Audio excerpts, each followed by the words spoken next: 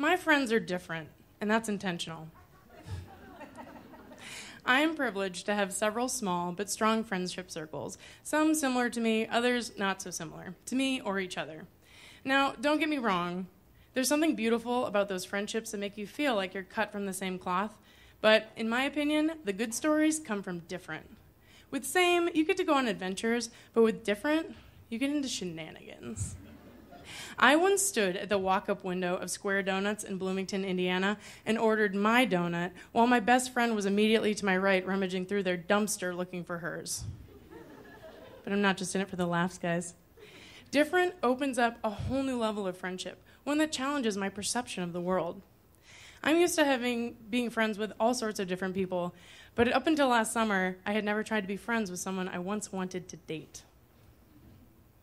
Mike and I hung out a few times, but in the days leading up to our first official date, I already had doubts, which was a bummer because he immediately had my attention. He was spontaneous and funny. He could talk about anything to anyone, and he had no filter. But there were moments where he said things that made me feel like we weren't on the same level. Like he would suggest we do couple activities like cooking classes or concerts at Wolf Trap, really adult shit that I didn't want to do. And so I just felt that he was too comfortable while I was too uncomfortable, and I just wasn't sure if we could close that gap. Luckily, Mike friended me on Facebook, and I learned something that settled all of my doubts. So I emailed Mike, and I said, listen, Mike, I think you're a great guy, but you think 9/11 was an inside job, and, well, I don't think that'll be a problem short term, but eventually that will become a thing. And he was great about it. He said, listen, I totally understand where you're coming from. I do think that if you look at the way the buildings fell, but you know what? Let's be friends. And he meant it. And so I thought, you know what? I'll try something new, and I'll give this friendship a shot.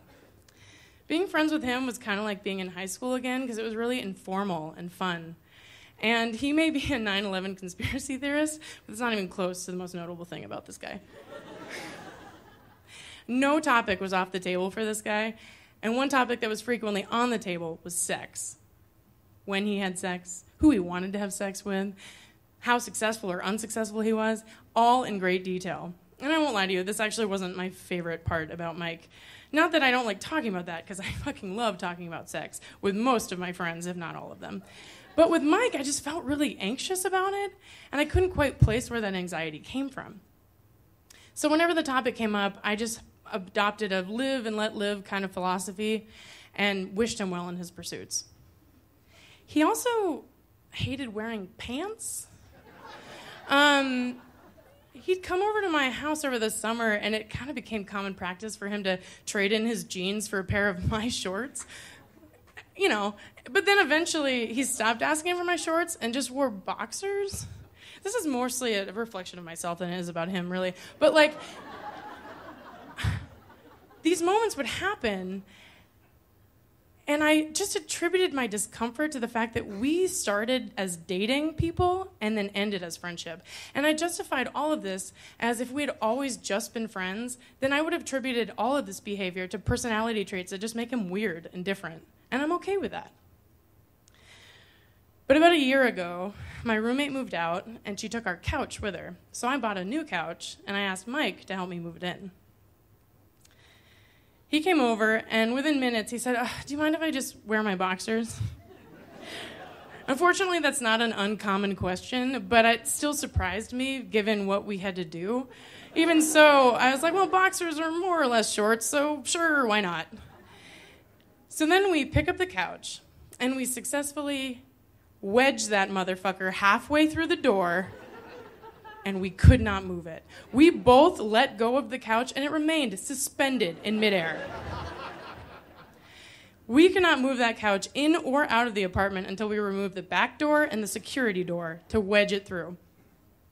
The back door came off easy enough, but the security door, rightfully so, was more difficult and required special tools. And I couldn't just lock up my apartment, so I left Mike behind while I went to the hardware store. Now, as you can probably guess, my measuring skills aren't awesome, so this quick trip to the hardware store turned into several trips over several hours, and that's actually kind of a lot to ask of any friend, so before I left on my second trip to the hardware store, I made sure Mike was set up in my apartment with entertainment. And he immediately said, don't worry about it, I'm watching porn and Star Trek. That's fucking weird. But you know what? Again, not uncommon to hear, but also just uncommon to hear in my apartment. But this is just Mike being Mike. So I said, you know what? You sex crazy weirdo. Have fun. And I crawled under the couch and biked away. Each time I came back, we desperately tried to dislodge this couch. And after one unsuccessful attempt, he said, this would be so much better if I had sex to look forward to after this. And I agreed. Most things are more fun when sex immediately follows. But then after my fourth trip to the hardware store, I was confident I had everything I needed to get the job done. So I stopped at Subway on my way home to bring us lunch. I got to the back door and I called for Mike's name. And as I'm crawling under the couch, I hear, hey, I just masturbated.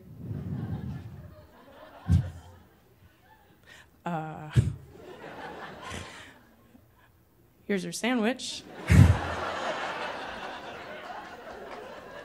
I think it's important to note at this point that Mike, whose name is not Mike,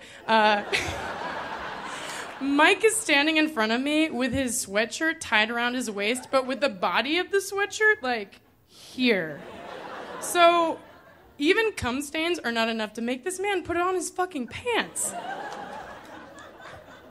Then he looked at me, sweatshirt and all, and said, how weirded out are you right now? And in that moment, I looked back on 6 months of yellow flags turn bright red. That all these little discomforts have snowballed into a situation that I want no part of. Mike and I are too different. He is far too comfortable, while I am obviously uncomfortable. However, there's a fucking couch stuck in my house. I can't do it alone, and I'm not about to kick out the only person who can help me get it undone. So I looked at him, I said, at least your day is not a total loss. And we ate our sandwiches in silence and finished the job. A couple days later, I sent Mike an email. I said, listen, Mike, I think you're a great guy. But you masturbated in my house, and I can't be friends with you anymore. And he was great. He wrote back and he said, I totally understand where you're coming from. I did masturbate in the bathroom. And that actually did help, because up until that moment, I had pictured him doubled over my dresser with a handful of my panties in his face. So I did appreciate that element.